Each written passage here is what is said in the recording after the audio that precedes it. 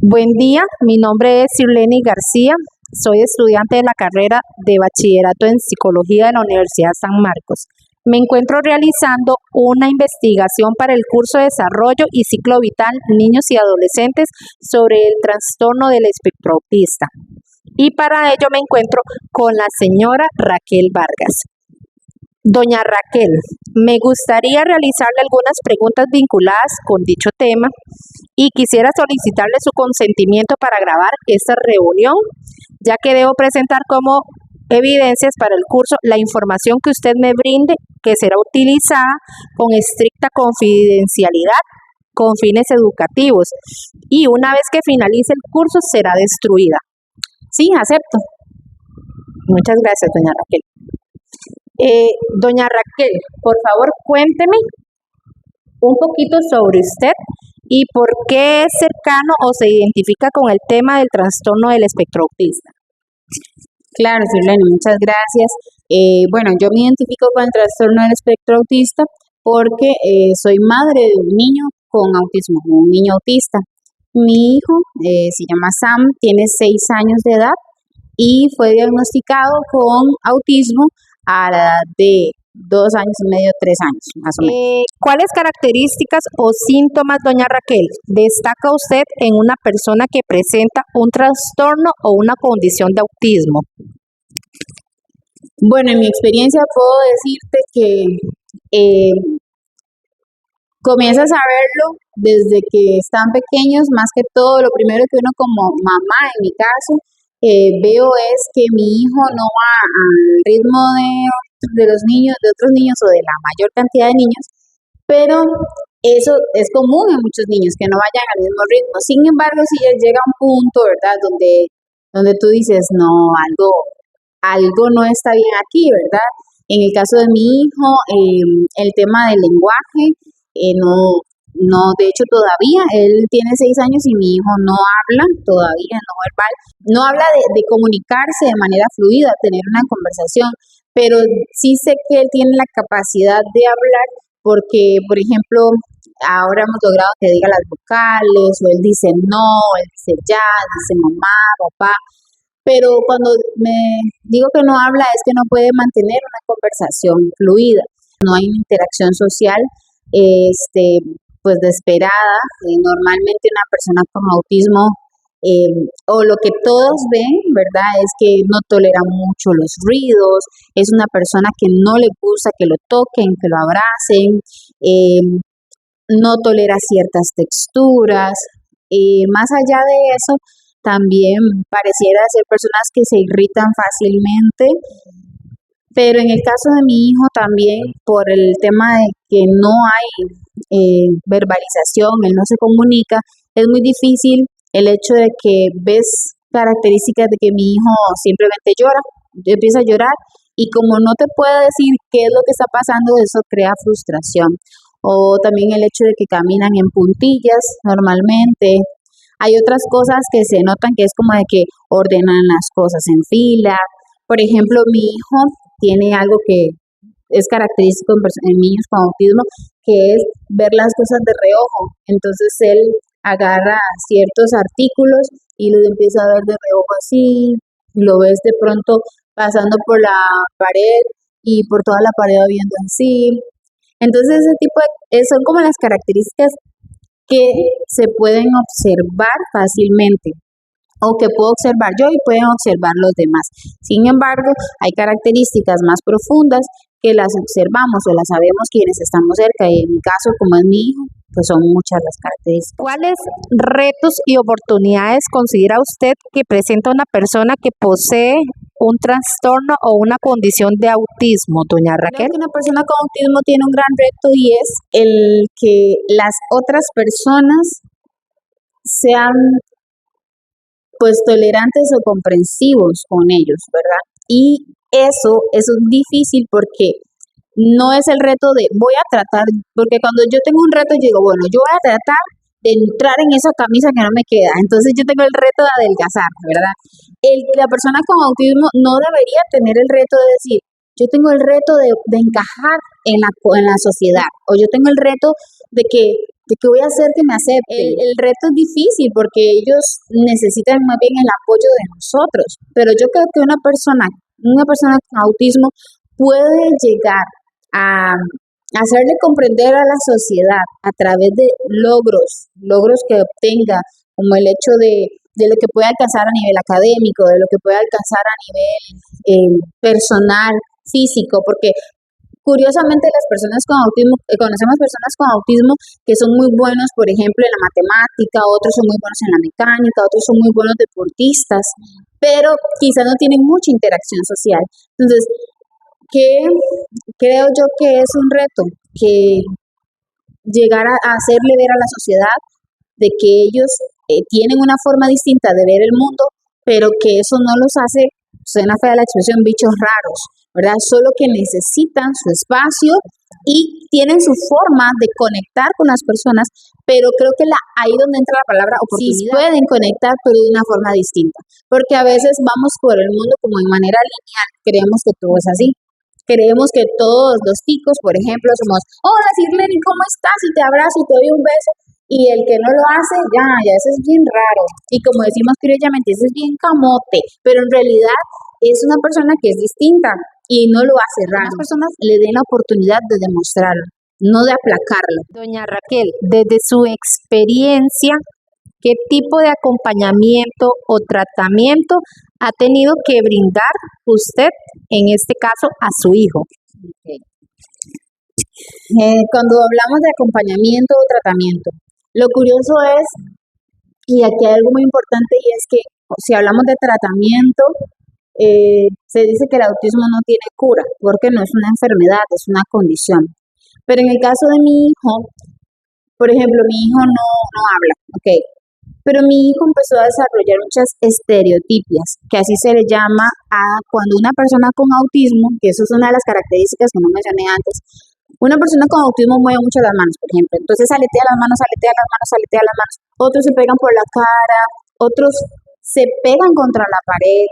Hay personas que dicen, es que él tiene autismo, por eso grita y por eso se golpea o por eso muerde a los demás. Mi hijo comenzó con ciertas conductas, por ejemplo, gritaba. Todo el día gritaba. Mi hijo no paraba de gritar desde la mañana hasta la noche, pero era un grito que no era desesperante de dolor, sino que era un grito como de que estaba contento. Entonces la gente decía, ay, qué bonito, Sam está feliz. Pero yo como mamá sabía que no era que estaba feliz. Mi hijo estaba alterado. Y las conductas de estereotipias de mover las manos y aletear comenzaron después de los 3 años a aumentar enormemente. O sea, mi hijo se golpeaba la cara, se golpeaba el pecho, los brazos, corría de un lado para otro, agarraba a la pared o algo y hacía movía las manos, se golpeaba las cosas, la pared.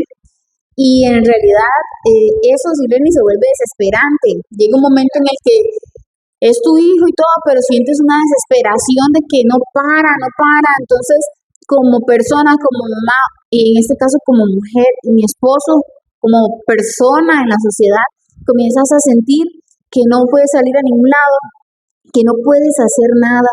Y esto a muchas familias que tienen niños con autismo les trae depresión, les trae una situación en la que te sientes frustrado y te empiezas a preguntar, ¿será que algún día yo voy a poder ir con mi esposo y mi hijo a un parque, al cine, a un restaurante?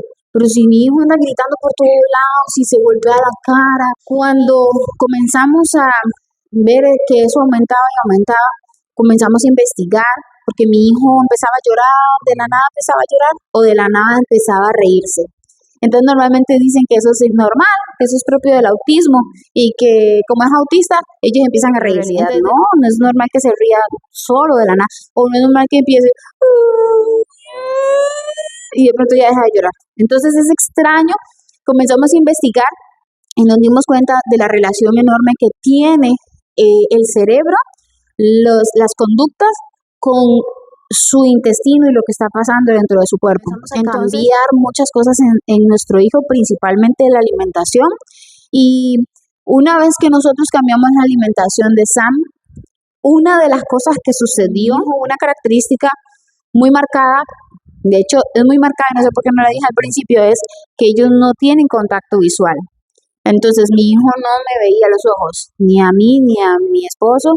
Es muy triste porque cuando tienes un hijo y de pronto te vas a hacer un mandado y tu hijo queda en casa y papá llega, lo que esperas como papá es que tu hijo corra a abrazar porque llegó papá o porque llegó mamá o por lo menos que te vea y que corra. Ajá, nosotros no vivimos eso, nosotros nunca lo vivimos. Pequeñito Sam, porque Sam vivía en su mundo, vivía desconectado de nuestro mundo. Entonces, cuando nosotros comenzamos a ver eso, primero es muy duro decir, tengo un hijo, pero mi hijo no me ve como a su mamá que se emociona de que llegó mamá. Y yo llegaba y ya, yo llegaba, no pasa nada. Entonces eso es muy triste. Cuando nosotros comenzamos a investigar y mi esposo me hizo mucho énfasis en, he estado leyendo y veo que la microbiota intestinal tiene mucho que ver con los comportamientos, que hay muchas cosas que en ellos está desregulado. Lo primero que hicimos fue cambiar la alimentación de nuestro hijo y te puedo decir que mi niño tiene 6 años, pero a la edad de 5 años, hace como un año casi, por primera vez nos vio con conciencia. Y eso fue hermoso porque cuando nuestro hijo nos empieza a ver a los ojos y tú ves esa mirada de que él sabe, él te está viendo con conciencia como de, mamá, necesito esto, mamá, quiero aquello. Nuestro hijo comenzó a jalarnos la mano, a señalar las cosas que quería, empezó a darnos, a tener intención comunicativa, menguó mucho sus estereotipias con las manos, eso de golpearse, menguó mucho, pero tuvimos que hacer un cambio enorme en la alimentación, quitar el gluten, la leche, todos los lácteos, el azúcar, y es muy difícil en esta sociedad.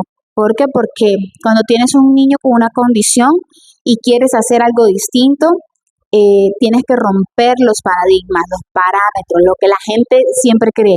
La gente cree que para que un niño esté feliz hay que darle chocolates y galletas y tome, mi amor, se ganó.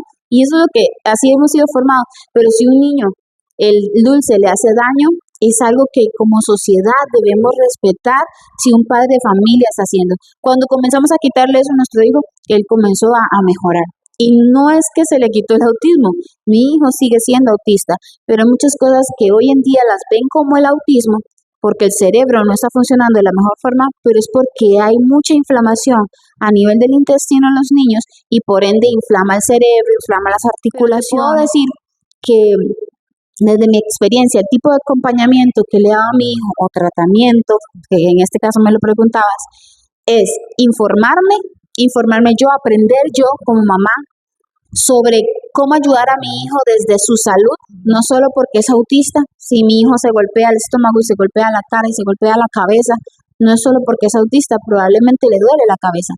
Si tú tienes a tu hijo, tiene 5 años y él empieza a llorar y lo llevas al médico, el médico le va a revisar el estómago, le va a revisar la cabeza, le va a revisar todo y probablemente va a decir, bueno, quizá tenga gastritis. Pero si yo llevo a mi hijo y lo primero que le digo al médico es que mi hijo es autista, muchos médicos, no todos, pero muchos médicos dicen, bueno, pero es que los autistas, ellos se tiran al suelo, los autistas se golpean, pero no le revisan el estomaguito, la cabeza, no le mandan algo para la gastritis. Y si tiene gastritis, pero no habla, pero no se comunica, hay mucho que ver. Entonces, el principal acompañamiento y el principal tratamiento que le hemos dado a nuestro hijo es informarnos nosotros, investigar más allá de las conductas, qué hay detrás de las conductas para poder hacer algo por él. ¿Cuáles consideraciones como sociedad considera usted que debemos poner en práctica para brindar apoyos efectivos a estas personas con autismo, doña Raquel? Bueno, como te decía anteriormente, creo que como sociedad tenemos que investigar primero. Lastimosamente se ha tomado la fecha en abril, que si no me equivoco es el 2 de abril, como el Día Mundial del Autismo. Entonces todos nos ponemos una camiseta azul, algo azul, y decimos todos somos iguales, tenemos que incluir a las personas, pero hoy en día muchísimas personas, podemos preguntarle ¿usted sabe qué es el autismo? Y muchos se quedan, no tengo idea. ¿O usted conoce a alguien con autismo? No, creo que no.